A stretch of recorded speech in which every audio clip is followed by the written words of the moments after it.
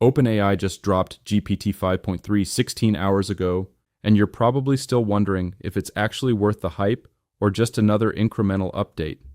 Well, I've been testing it non-stop since the release, and here's what nobody's talking about. This isn't just faster or smarter. This is the model that completely changes what's possible with AI. And most people are going to miss the features that actually matter. Welcome back to bitbiased.ai, where we do the research so you don't have to. Join our community of AI enthusiasts with our free weekly newsletter.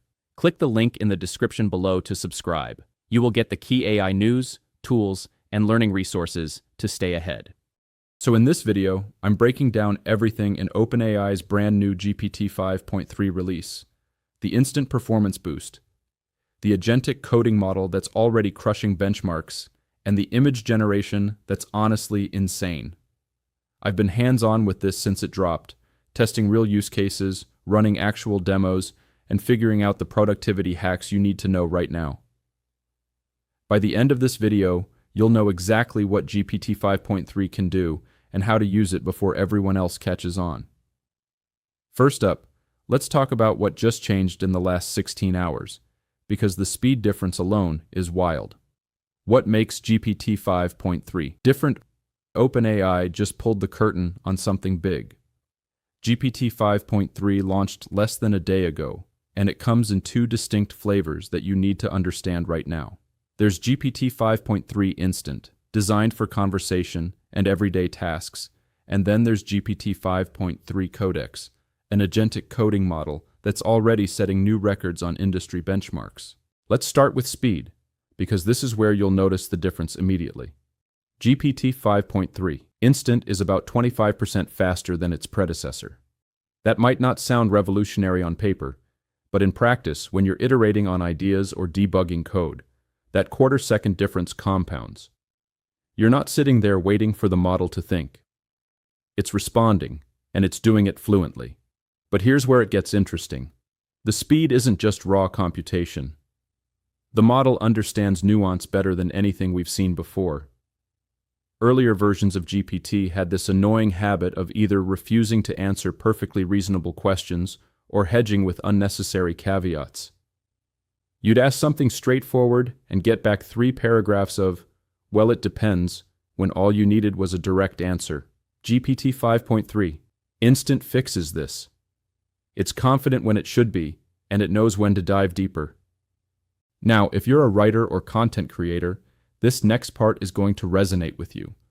OpenAI specifically calls out that GPT 5.3 is better at helping you write what they describe as resonant, imaginative, and immersive prose.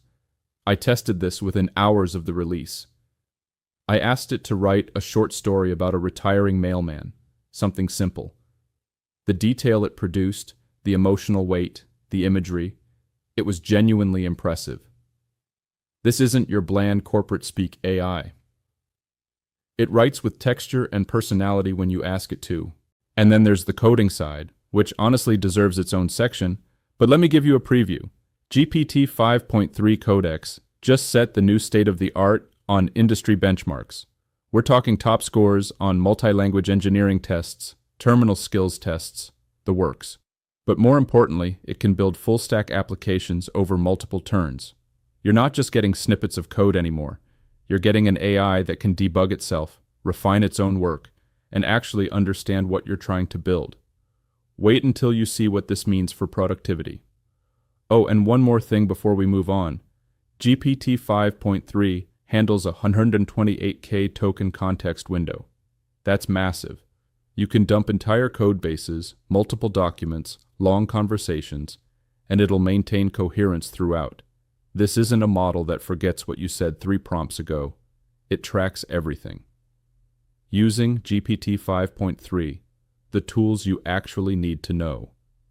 So how do you actually access this thing?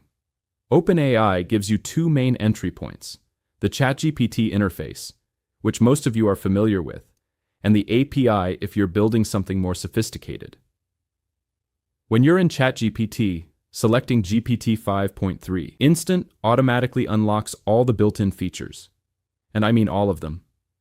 Web browsing, code interpreter, DALL-E image generation, file uploads. It's all just there. No toggling between different modes, no complicated setup. You just start using it.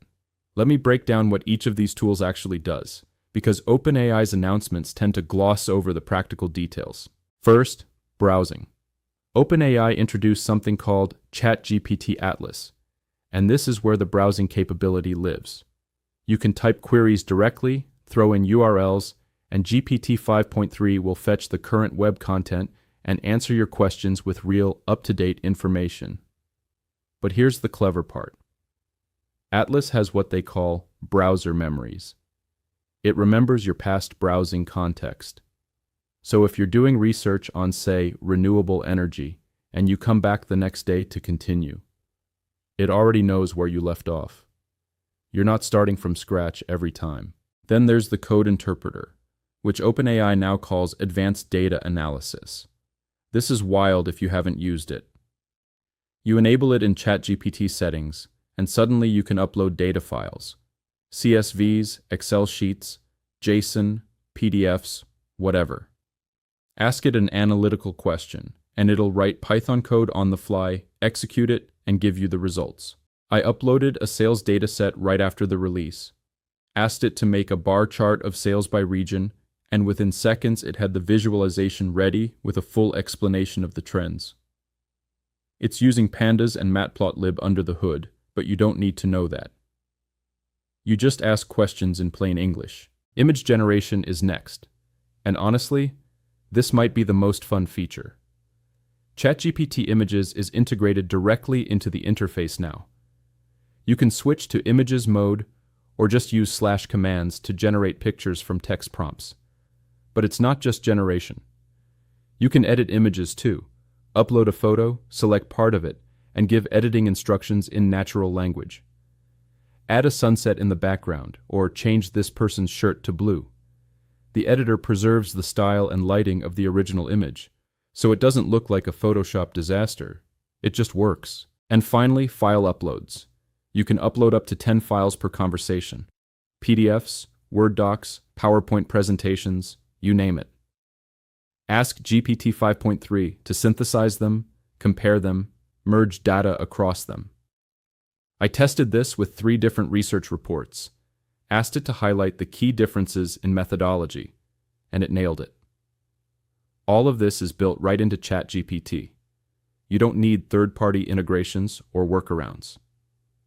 Best practices: how to actually get good results. Okay, so you've got access to all these tools. Now let's talk about how to use them properly, because I see a lot of people fumbling with prompts and then blaming the AI when it doesn't read their mind. Rule number 1, craft clear, focused prompts. OpenAI's own guidance says to put instructions first, then context, and be specific about what you want. If you want a bullet list, say so. If you want a summary in 3 sentences, spell it out. Don't assume the model knows your desired format. Show it. Give examples if you can. This is called few-shot prompting, and it's shockingly effective. Avoid vague instructions. Here's a common mistake. Don't write this in a formal tone. That's negative instruction. The model has to guess what you actually do want. Instead say, write this in a casual, conversational tone. Positive instructions work better because they give the AI a clear target. For coding prompts, there's a neat trick. Include leading words or import statements. If you want Python code, start your prompt with import pandas as PD, or something similar. It primes the model to think in that language right from the start. Now, if you're using the API, you can get even more granular. There are parameters called reasoning, effort, and verbosity. Reasoning effort controls how much the model thinks or chains logic before responding. Verbosity controls how detailed the answer should be. You tune these based on task complexity. In ChatGPT, you can simulate this by saying things like, think step by step, or walk me through your reasoning. But here's the thing. Don't expect perfection on the first try. GPT 5.3 is powerful, but it's not a mind reader. Treat it like a conversation. Ask clarifying questions. Refine the output. Give feedback midstream. If a code answer doesn't work, tell it to debug. If a summary misses key points, say, focus more on X. The model is built to iterate with you. And one more tip that'll save you time. If you're in ChatGPT Plus or Enterprise, the model can remember details from earlier conversations. Use this. Remind it of context you've already provided, or keep related work in a single conversation thread. It compounds the value over time. Walkthroughs. Seeing it in action. All right, let's get into the demos, because this is where GPT 5.3 really shines. I'm going to walk you through 4 different use cases: coding, creative writing, data analysis, and image generation. Each one shows off a different strength of the model. Coding tasks: switch to GPT 5.3 in ChatGPT and enable Code Interpreter. Now give it a coding prompt. Something like, write a Python function to solve a quadratic equation and plot its graph. Watch what happens. The model drafts the code, runs it in real time, and returns the result. If there's a bug, you can ask it to fix it. If the graph doesn't look right, you can tell it to adjust the styling. But this is just scratching the surface. Because of GPT 5.3 Codex's enhanced reasoning, it can handle way longer, more complex problems. I asked it to build a small web app with a front end and back end, and it did it over the course of maybe 10 interactions. It wrote the HTML, the JavaScript, set up a basic Flask backend, and even debugged coarse issues when I ran into them.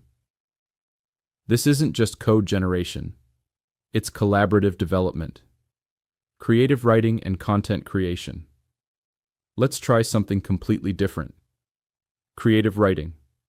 Prompt it with something like, write a short, inspiring poem about spring, or draft a blog post outline on climate change. GPT 5.3 excels here.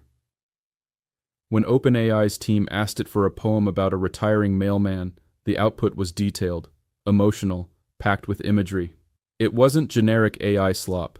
It felt human. You can steer the tone however you want. Poetic, formal, casual, suspenseful.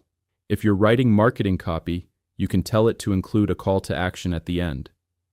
If you're drafting fiction, you can give it character details and watch it build a scene.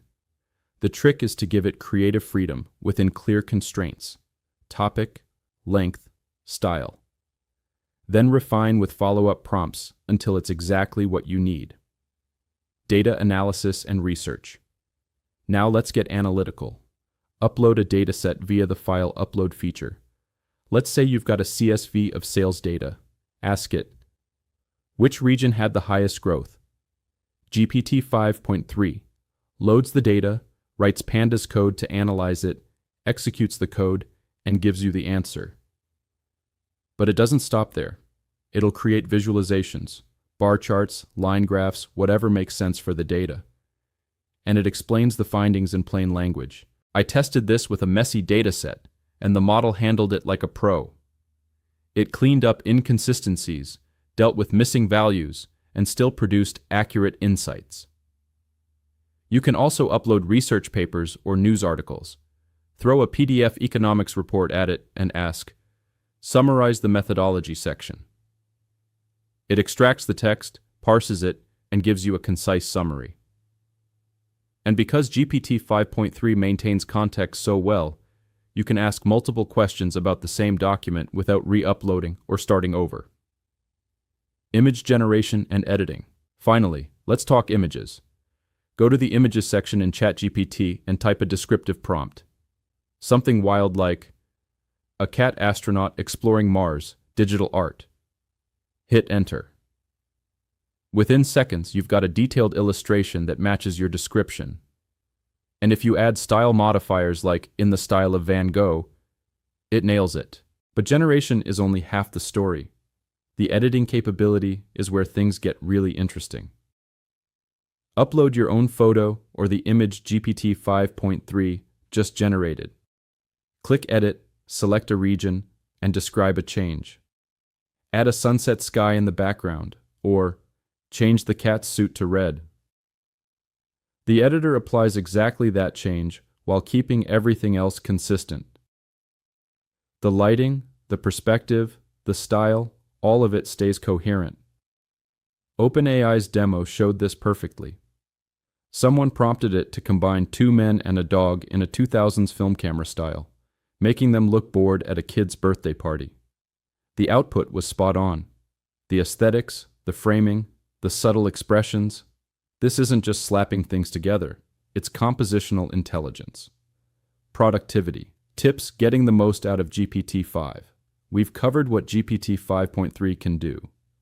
Now let's talk about how to integrate it into your actual workflow so you're not just playing around, but genuinely getting things done. First, iterate and refine. I said this earlier, but it's worth repeating because it's the most important habit to build. Don't treat GPT 5.3 like a vending machine where you put in a prompt and expect a perfect result. Treat it like a smart collaborator. If the output isn't right, give feedback. Ask follow-up questions. Clarify your intent. Each interaction steers the result closer to what you actually need. Second, use conversation memory. If you're on ChatGPT Plus or Enterprise, the model remembers details you've shared in previous conversations. This is huge for ongoing projects. You don't have to re-explain context every time. Just reference it naturally, like you would with a human colleague. Remember, we have 100 participants in the dataset, or this is for the project we discussed last week. It compounds the efficiency. Third, leverage custom tools and GPTs. Advanced users can build custom GPTs tailored to specific workflows. Maybe you create one optimized for coding with GPT 5.3 codec settings locked in, or one specialized for writing with a fixed tone and style. The OpenAI community has tons of tutorials on this, and it's worth exploring if you're doing the same kind of task repeatedly. Fourth, learn the keyboard shortcuts. Little things like tab to autocomplete prompts or Ctrl plus enter for new lines speed up your interaction time. In settings, you can enable memory, set defaults for tone or length, and pin important instructions. These small tweaks add up. And finally, if you're using GPT 5.3 for research or factual answers, remember to verify. The model is great, but it's not infallible. If you're pulling data for a presentation or making business decisions, double-check the sources. In browsing mode, you can prompt it to list sources, which helps. But ultimately, critical thinking is still on you. So there you have it. GPT 5.3 just dropped less than a day ago, and it's already clear this isn't just another model update. It's faster, smarter, more capable across every dimension that actually matters. Whether you're coding full-stack apps, analyzing datasets, generating images, or writing the next great novel, this thing has the tools to make your work better and faster, starting right now. If you found this useful, let me know in the comments what you're planning to use GPT 5.3 for. Have you tested it yet? What's impressed you so far? I'm curious to see how people are pushing this brand new release. And if you want more breaking AI tool coverage like this, make sure you're subscribed. I'll keep you ahead of the curve. Thanks for watching, and I'll see you in the next one.